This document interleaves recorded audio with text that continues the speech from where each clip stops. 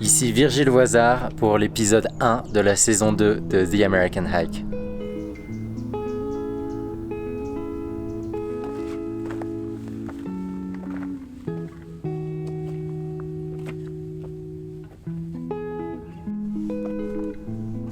Figurez-vous que je me trouve ici à 3000 mètres d'altitude au-dessus de Mexico City et je peux vous dire que d'ici on saisit vraiment le caractère exceptionnel, la démesure de cette ville absolument gigantesque. Alors pourquoi Mexico City, vous me direz? Parce que bon, quand on s'est quitté, j'étais, si vous vous en souvenez bien, dans le Montana, dans le nord des États-Unis, et j'étais bloqué par la neige. Donc effectivement, ça change un petit peu de paysage.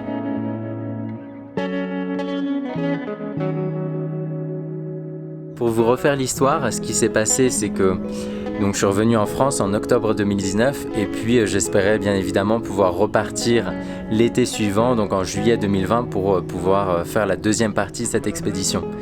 Bon, comme chacun le sait, le Covid est passé par là. Je pense qu'au début, j'étais un petit peu comme tout le monde. Je me disais que ce serait uniquement l'histoire de quelques semaines ou quelques mois et que je pourrais quand même repartir. Mais au final, bon voilà, je me suis retrouvé bloqué en France.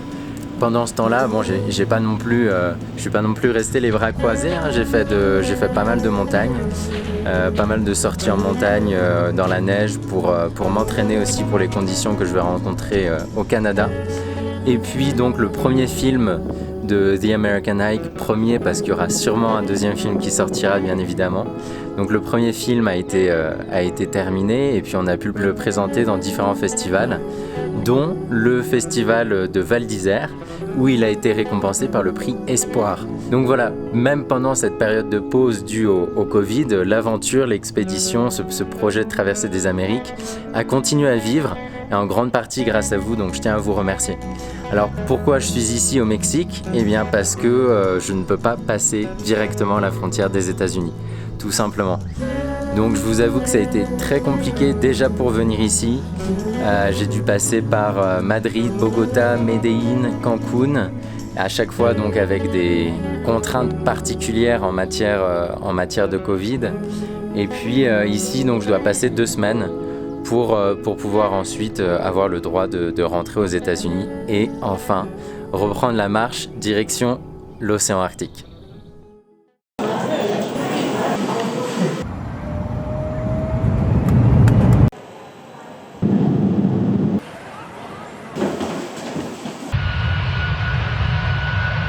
Petite mission aujourd'hui, essayer de trouver un lecteur de carte SD. Ça peut paraître bête, mais en fait c'est ça qui me permettra de récupérer sur mon téléphone portable les images que je filme avec cet appareil photo. Donc en fait c'est super important. Et oui, j'y ai pas pensé avant de partir, on peut pas penser à tout. Et puis bon, c'est aussi l'occasion d'aller se balader dans des coins de la ville où j'irais pas forcément sinon. Là on est vraiment dans les beaux quartiers de Mexico.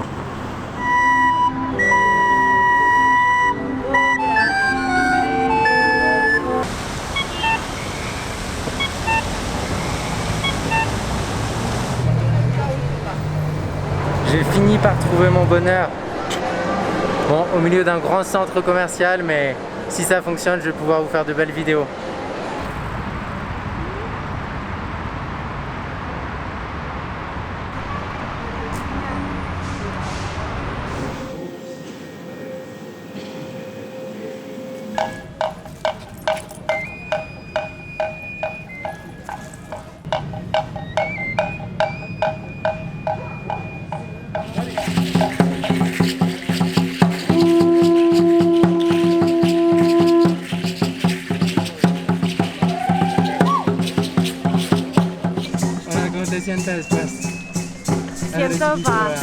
Siento paz, me siento tranquila y fue súper rico y súper agradable tener esa experiencia. Okay. No la conocía.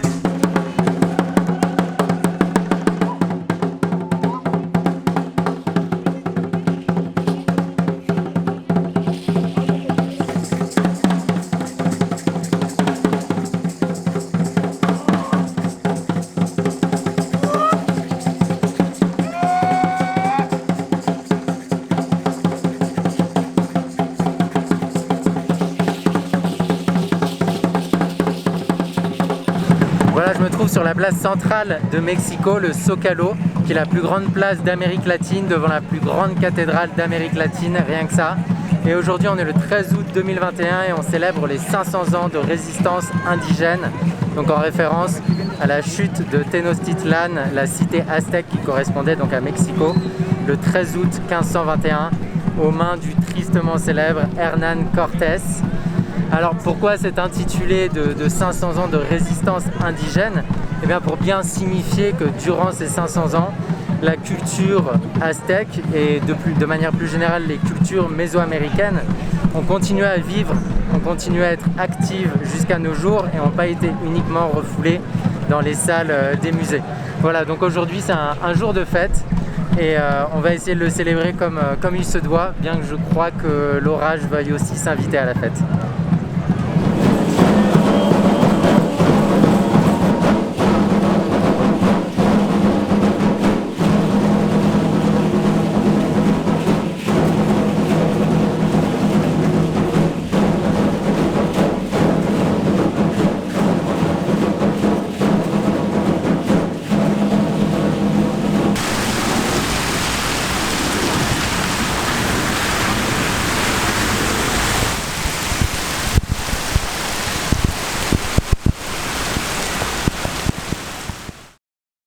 Truc de fou, dans mon petit hôtel à Mexico, j'ai rencontré un artiste de renom, Don Camilo,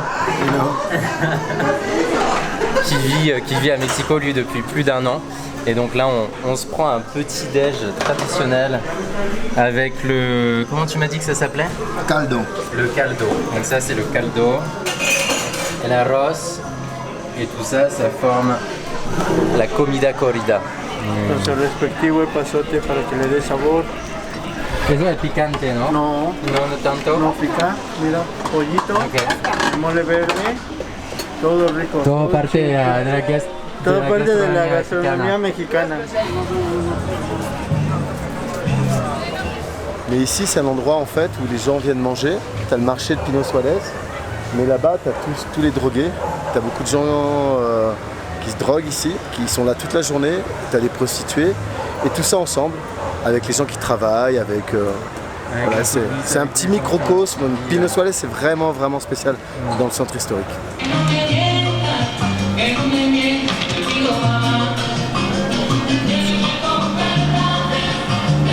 Ça c'est un jeu qui s'appelle la Pollana, qui a été créé en prison et qui est sorti dans les rues de Mexico, et maintenant c'est un jeu assez populaire, voilà, qui joue dehors.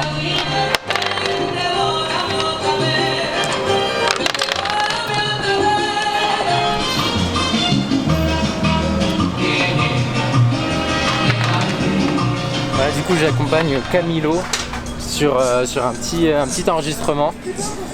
On est dans un autre quartier de la ville, c'est absolument gigantesque, on a pris le métro pour venir ici. Ça va, t'es en forme?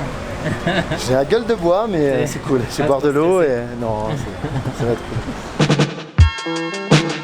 Young girl, we never know. It's time now. Please. Please, young girl, give me your phone number.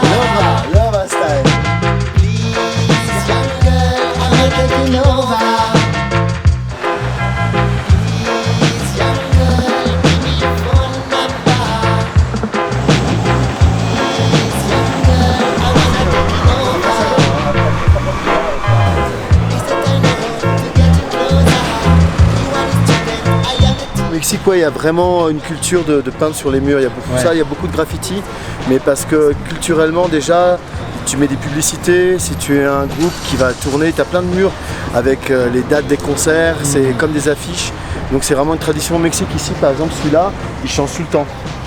Il y a tout le temps il y a plein d'endroits comme ça. Il y a beaucoup de graffiti et c'est respecté, c'est-à-dire que Même la police laisse faire, les gens laissent faire, c'est vraiment c'est un art qui est très respecté au Mexique.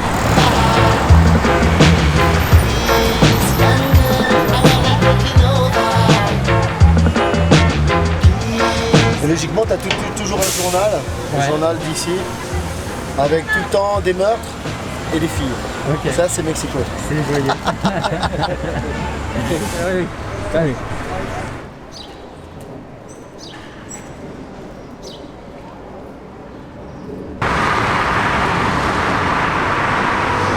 Il faut savoir qu'avec 21 millions d'habitants, Mexico est la 5e ville la plus polluée au monde. Et c'est aussi dû au fait qu'elle a été construite dans une cuvette gigantesque à l'emplacement de l'ancien lac Texcoco. On le voit bien aujourd'hui, l'air est comme grisâtre, un peu trouble. Alors bon, la pollution de l'air n'est pas le seul problème, il y a aussi une pollution assez énorme des sols, de l'eau, un appauvrissement de la biodiversité. Et fort heureusement, la conscience écologiste se développe de plus en plus avec de nombreuses associations. Et je vais aller à la rencontre de l'une d'entre elles qui s'est donnée pour mission d'entretenir un système agricole datant de l'époque aztèque, et oui, et qui s'appelle les Chinampas. C'est parti!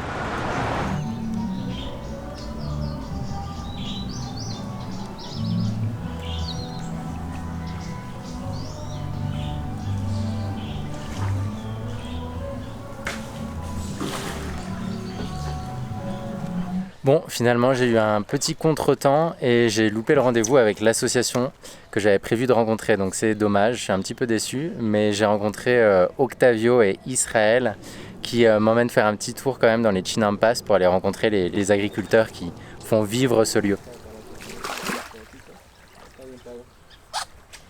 Canal Toltenco llegaba a la Ciudad de México anteriormente. Ok. Los que llevaban plantas o llevaban así su comida comestible, bueno, pues, llegaban en 2 horas al centro de la Ciudad de México. Era como la carretera, pues. Ajá, exactamente.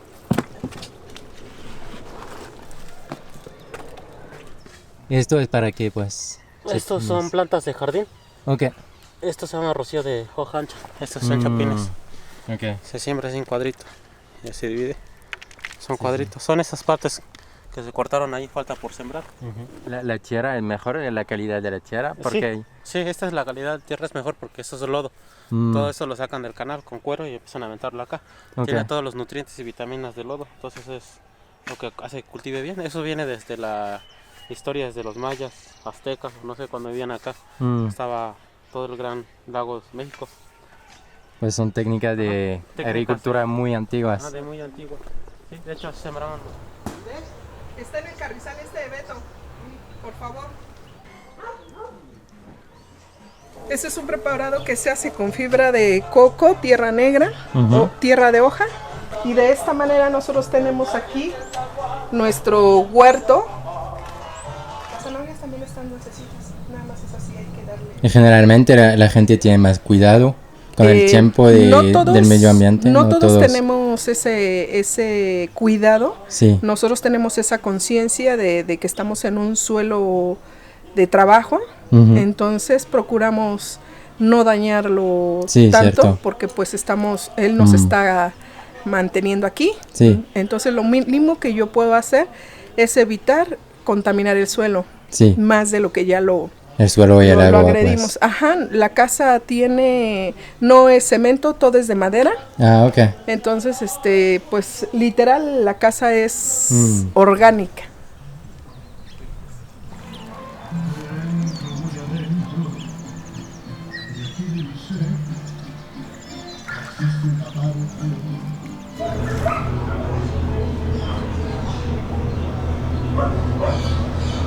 Voilà, je me trouve ici à la périphérie de la ville, dans une ligne de téléphérique qui a été inaugurée il y a seulement quelques jours par la mairesse socialiste de la ville et qui témoigne d'une véritable volonté de développer la ville, certes, mais de manière écologique.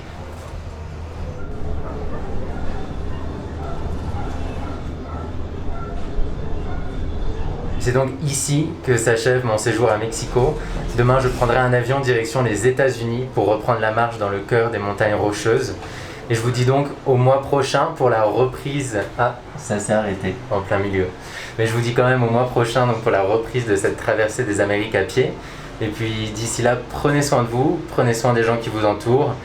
Et surtout, prenez soin de la nature parce que ça reste encore et toujours le meilleur remède qui soit. Allez, ciao! Voilà, comme vous avez pu le voir, dans ce premier épisode, on va essayer de vous proposer une saison 2 au top du top. Et forcément, qui dit image de meilleure qualité, dit aussi matériel de meilleure qualité. Et tout ça, ça coûte de l'argent. Donc ça, c'est la première raison qui m'a motivé à lancer un financement participatif, à savoir un Tipeee, qui vous permet de nous envoyer des pourboires, que ce soit de manière ponctuelle ou de manière régulière sur une base mensuelle. Et je dis bien nous, parce que depuis le début, je suis entouré par une équipe absolument formidable, composée de Quentin, Vincent et Simon, et qui tous les mois s'occupe de faire le montage des vidéos. Et donc ce financement participatif sera enfin l'occasion de leur verser une rémunération pour leur travail. Voilà, donc si vous êtes intéressés, tous les liens sont dans la description, et puis je tiens à remercier d'avance tous les futurs tipeurs. Merci à vous.